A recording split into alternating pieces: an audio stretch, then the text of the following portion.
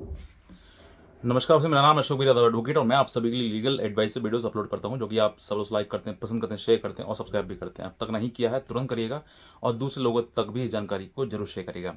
देखिए, बहुत सारे ऐसे स्टूडेंट्स हैं जिनके ऊपर मेंटेनेंस का मुकदमा कर दिया गया है और उनकी घबराहट, उनकी धड़कनें बहुत ज़्यादा बढ़ गई हैं। तो आज मैं आपको उस जजमेंट के बारे में बताऊंगा जिसमें कि आपको किसी प्रकार की कोई घबराहट या डरने की आवश्यकता बिल्कुल नहीं है। आपको सिर्फ वही बात बोलनी है जो आज मैं इस जजमेंट में आपको बताऊंगा।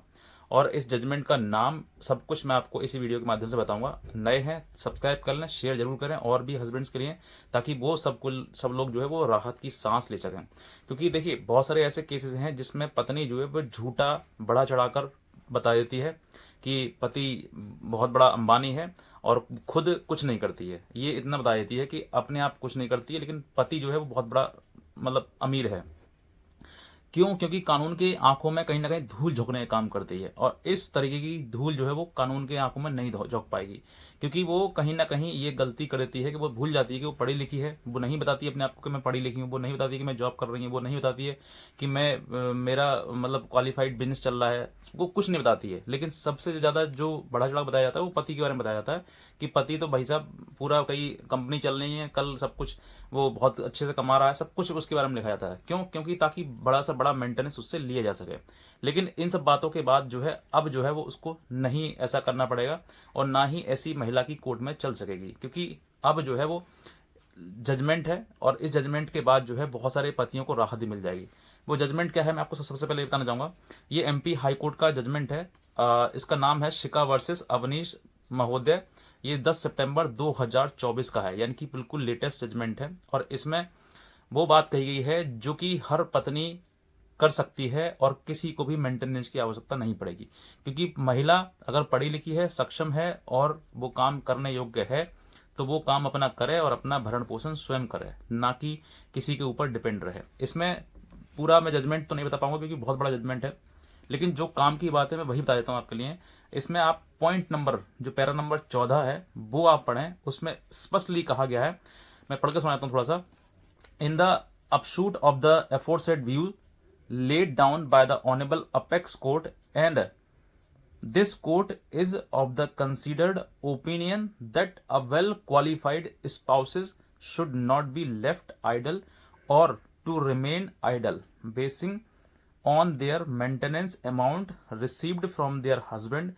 Nevertheless, Section 125 of the CRPC has not constituted to create an army or idle or inactive people waiting for maintenance to be awarded from the income of the other spouses. In case of wife, in case of at the hand of wife is well qualified. She has master degree in commerce and also done shipping trading diploma course. यानी कि इसका जो बात कही गई है इसमें स्पष्ट कहा गया है कि कोई भी महिला जो कि पढ़ी लिखी है, वेल क्वालिफाइड है और वो अपने घर बैठ आराम से सिट आइडल मतलब घर जाकर बैठ जाए और ये इंतजार करे कि मुझे मेंटेनेंस दिया जाए, तो ये गलत है। ऐसी महिला, जो महिला कमा सकती है या फिर पढ़ी लिखी है या फिर वो अपने काम कार्य करने में सक्षम है, तो वो महिला मेंटेनेंस की हकदारी नहीं है।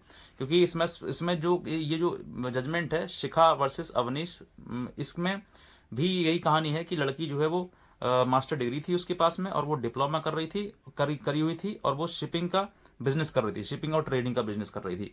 तो ऐसी महिला के लिए जो अच्छी है, पढ़ी लिखी है, क्वालिफाइड है और उसने किसी प्रकार से मतलब कोर्ट के साथ धोखाधड़ी करी है, बताई नहीं है, सब कुछ बात अपनी बात छिपाई गई है, तो ऐसी महिला को कोई भी किसी प्रकार का कोई भी मेंटेनेंस देने का राइट नहीं है, ना ही कोई महिला ऐसी ले सकती है। अब जो है बस यही आपको करना क्या है, मैं आपको वो बता देता हूँ कि जब आपका मेंटेनेंस का कोई केस चल रहा है और उस केस में आपको लग रहा है कि मेरे ऊपर इस प्रकार का कोई मेंटेनेंस बनने वाला है, तो आप उसको बताएं, कोर्ट ऑनरेबल कोर्ट को ये बताएं कि आपके पास जो लड़की है उसके पास इतनी क्वालिफाइड डिग्री है, वो इस तरीके का डिप्लोमा भी कर रही है, ये कोर्स कर रही है, ये नौकरी कर रही है, सब कुछ बताएं आप। साथ ही साथ में इन सब चीज़ों को आप उसको बयान में वगैरह में उसको भी लेकर आएँ, क्योंकि ये सब चीज़ें जब रिकॉर्ड पर आएंगी तभी ऑनरेबल कोर्ट जो है उसको कंसिडर करेगा और तभी आपको राहत मिल पाएगी। वरना कोर्ट की नज़रों में कोर्ट की नज़रों में जो है वो धूल झोंक कर बड़ा से बढ़ा चढ़ा कर बातें बताना, ये सब गलत है, ये सब नहीं चल पाएगा। सिर्फ और सिर्फ क्या करना है आपके लिए, यही जजमेंट की कॉपी आपको लगवानी है और अपने केस में बहस अपने वकील साहब से करवानी है। तो बस मैं इतना ही कहना चाहूँगा। अगर आप नए हैं तुरंत सब्सक्राइब कर लें और दूसरे लोगों तक जरूर शेयर करें इस वीडियो के लिए। आज का वीडियो देखना आपसे बहुत धन्यवाद।